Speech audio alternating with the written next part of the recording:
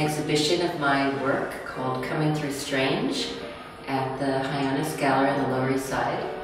You know, for me, more and more, this kind of coming together and the meeting of East and West is really, you know, if I think about things, I think about it like that. You know, I think about even form that's more archetypal. And, you know, I think about crossing boundaries, I think about painting as language, you know, and color. I guess more and more I've been able to use color, and I think color is extremely emotive. I think color really communicates a passion and a joy, and more than that, color is very healing. The title of the piece is The Black Sea Conversing with the Atlantic Ocean an Hour Before Dawn. And so I was reading a great book. What was that? It was 2666 by Roberto Bolaño. Fantastic. And somewhere in that 5-volume book, I read that piece of a longer sentence, and I knew that was the title. I respond to the reality that I'm presented with, and every time I do something, it changes it, and then I have to deal with that. And, you know, this painting is one that, you know, and you can always, and I see people, they look at, you know, and you can tell the tracks a little bit also through the edges and through, the edges of the canvas, right? So you can see, you know, but it was really when I changed this, I think I changed the shape and the color. This painting came out of, the drawing actually came out of work on paper that I'd been doing. And I started working on this fantastic handmade Indian paper, and I limited it to 1 color per sheet. But then the sheet, you know, then I would put one drawing next to another, and sometimes they would, you know, they'd all sort of inform each other. So it was a way of getting to color, it was a way of getting to shape.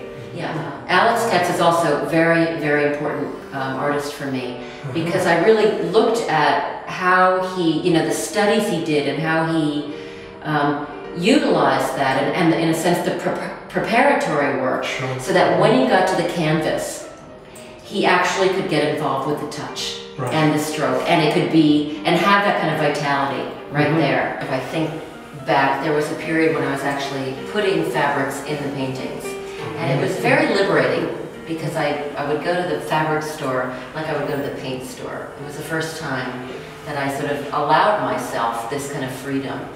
But it led back, and as I say, that exhibition of Matisse and the textiles, it somehow, I felt, showed a path, you know, to a world that was a female world.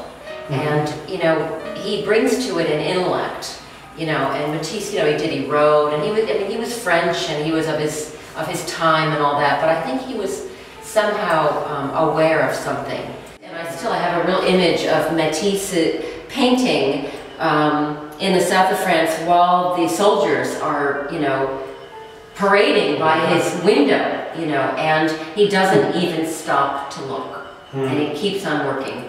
And I think that there's something, you know, like I say, that really struck me very strongly. And certainly there are artists who get involved with their work in terms of sort of in a political and social way, and for me, just the act of painting and the stance of the artist is actually very radical, and that in itself, you know, just doing what we do is in itself a stance. You know, it really is against all that, because it's all rhetoric in the end. It's all just, you know, it goes around and around and around and around, and you know.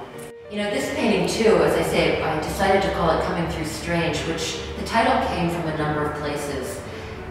First, it really came from the experience of making it. When I made this painting, I really didn't know what I had done. I knew that it was finished. I was kind of shocked, I guess, by it. I didn't know where to place it in the work.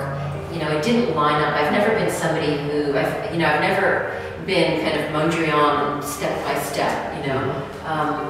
It's more kind of a spiraling, I guess, and I kind of catch myself and I find myself. You don't really think when you're working. Right. You can't, because thinking makes you self-conscious.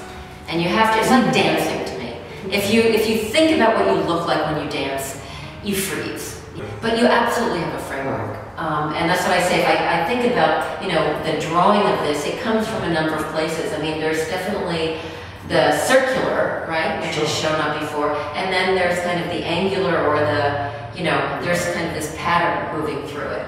And that's where I think, you know, this painting, you know, I was moving and it wasn't going well, to tell you the truth. And so I had to really shift. I had to really shift gears. So I just love the notion of the secret life. And I've also been thinking a lot about Agnes Martin in relation to the Bernini sculpture of St. Teresa in Ecstasy, which I particularly love. And I don't know, it just came to me, and I thought it took you someplace else as well. Again, sort of out of, you know, other influences that might be more prevalent, right? So to take you somewhere else, and also to bring humor, I guess. And absolutely, I mean, when I think about Agnes Martin, I think about ecstasy, and I think the world's in really a lot of pain, and that's what, you know, if I go back to, you know, politics or social issues, you know, we need healing, big time. And, you know, I think the experience of standing in front of something that makes you feel better has got to be a healing thing, and it's both, you know, mental, and I believe that actually it's physical too.